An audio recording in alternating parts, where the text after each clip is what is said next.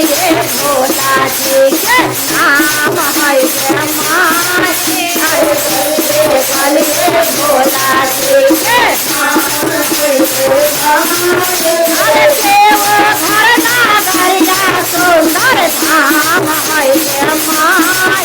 अरे देव घर नागरिया सुंदर धाम है रे माई। अरे गाली रे भोला जी के नाम है रे माई।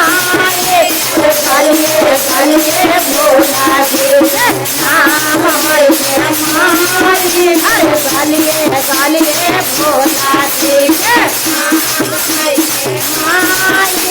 अरे गाली रे भोला जी के नाम है रे माई।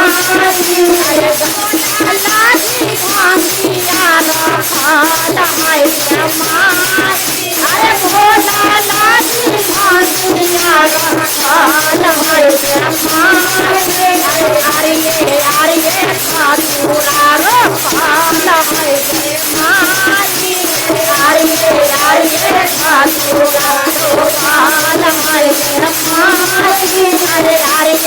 अरे खातूरा रखाल है रे माई। अरे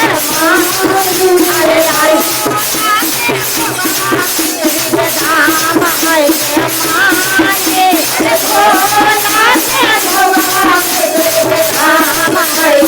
धाम है रे माई। भोला के धाम है रे माई।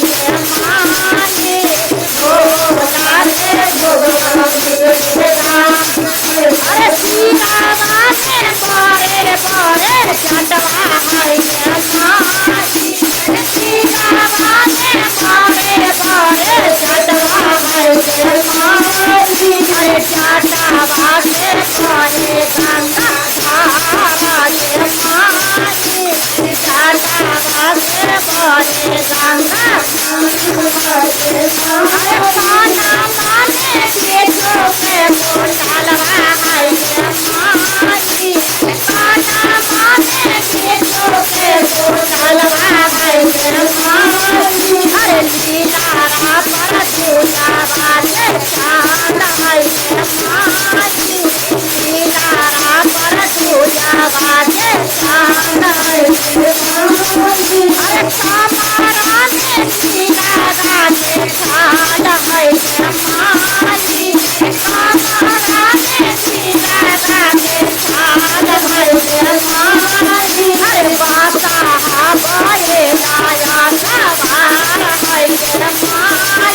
अरे बाता बाए लाया सवार है रे माई। बाता में तेरा लगा मरवा है रे माई। बाता में तेरा लगा मरवा है रे माई। कांधा बाने भूता बाए काल है रे माई। कांधा बाने भूता बाए अरे देव घर नागरिया सुंदर धाम है रे माई। देव घर नागरिया सुंदर धाम है रे माई। अरे गाली रे भोला जी के नाम है रे माई। अरे गाली रे भोला जी के